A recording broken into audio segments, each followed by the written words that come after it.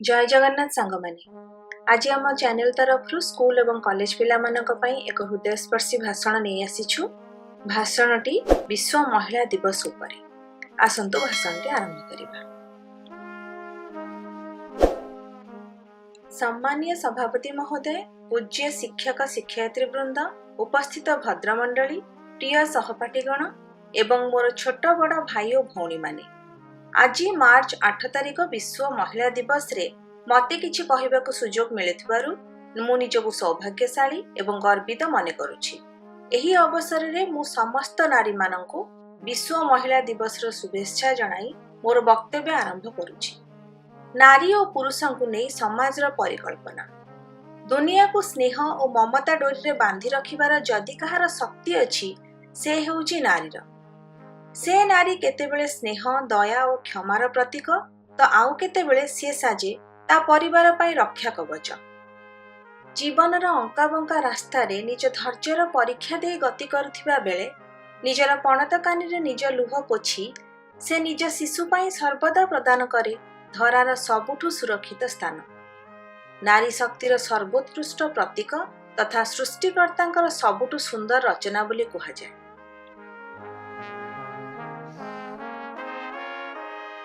विश्व महिला दिवस पालनर मुख्य लक्ष्य हेउछि पुरुष और महिला मानक मध्यरे थिबा भेदभाव को संपूर्ण दूर करी समाज रे नारी मानक उपयुक्त सम्मान और समान अधिकार प्रदान करिबा। भारत रे जुग जुग धरी नारी मानक पूज्य विवेचना करा जाउथिला। सेथि पई मनुस्मृति रे कुहा जाइछि यत्र नार्यस्यु पूज्यते रमन्ते तत्र देवता। आमर पुराण पृष्ठा कुंती, गांधारी, अहल्या, सीता, मंदोदरी, द्रौपदी, सावित्री इत्यादि पूज्य नारी मानक गाथारे विमंडित। आमर इतिहास पृष्ठारे शोभा पाउछि गार्गी, लोपामुद्रा इत्यादि महियसी महिला मानक वीरत्वर कहानी। हेले आधुनिक समाज नारी को विलास सामग्री दुर्बला कहिबार रुग्म मानसिकता को परिहार करि पारि नाही। नारी को नियंत्रण करने को चेष्टा करने सह नारी मानक प्रगति पथरे बहु प्रतिबंधक सृष्टि करा जाउछि।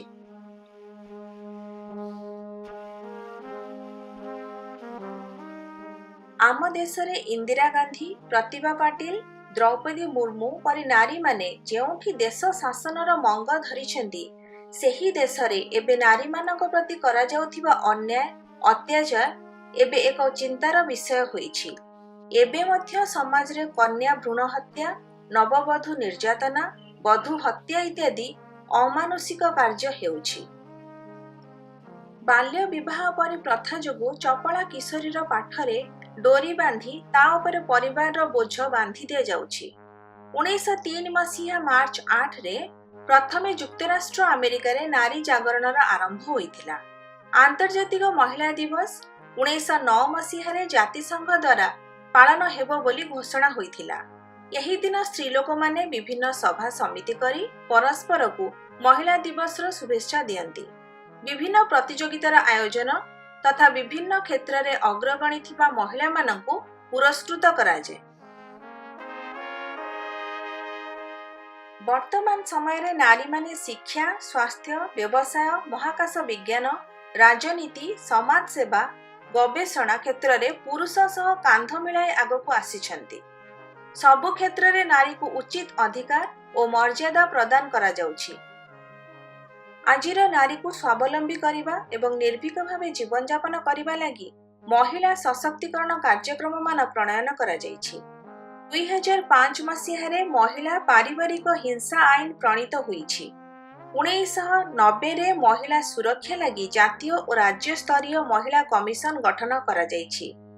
1999 रे कर्म क्षेत्र रे यौन शोषण निरोध आईन प्रणीत होई अशेष उपकार करूछि। 2002 रे कन्या भ्रूण हत्या निरोध आईन संकल्पित होईछि। पंचायत निर्वाचन रे 50% स्थान महिला मानक लगी सुरक्षित होईछि। कर्मस्थली रे महिला कर्मचारी सुरक्षा निमित्त आईनगत पदक्षेप निया जाई पारिछि। बाल्य विवाह और यौतुक निरोध आईन सफल प्रयोग निमित्त प्रयास, वेश्यावृत्ति आईन, बालिका चालान प्रतिरोध आईन प्रस्तुत होई विभिन्न पदक्षेप निया जाउछि। प्रसवकालीन सुविधा, बेटी बचाओ बेटी पढ़ाओ, सुकन्या समृद्धि योजना मान द्वारा नारीर स्थिति को सुदृढ़ करा जाउछि। अशिक्षा कुसंस्कार नारी समाजर एक प्रधान शत्रु अटे। नारी मानकर विकास तथा उन्नति निमंते प्रत्येक व्यक्ति सचेतन हेबा उचित। नारी जाया, जननी, भगिनी और गृहलक्ष्मी। तेणु नारी जातिर सशक्तिकरण द्वारा समाजर उन्नति, समृद्धि एवं प्रगति हेब। एति कही मो वक्तव्य को विराम देउछि। फ्रेंड्स, वीडियोटी किपरि लागिला आपण निश्चय कमेंट बॉक्स रे कमेंट करी जणैबे। वीडियो को लाइक एवं शेयर करंतु, चैनल को सब्सक्राइब करंतु। आपण मानक सपोर्ट पाए बहुत बहुत धन्यवाद।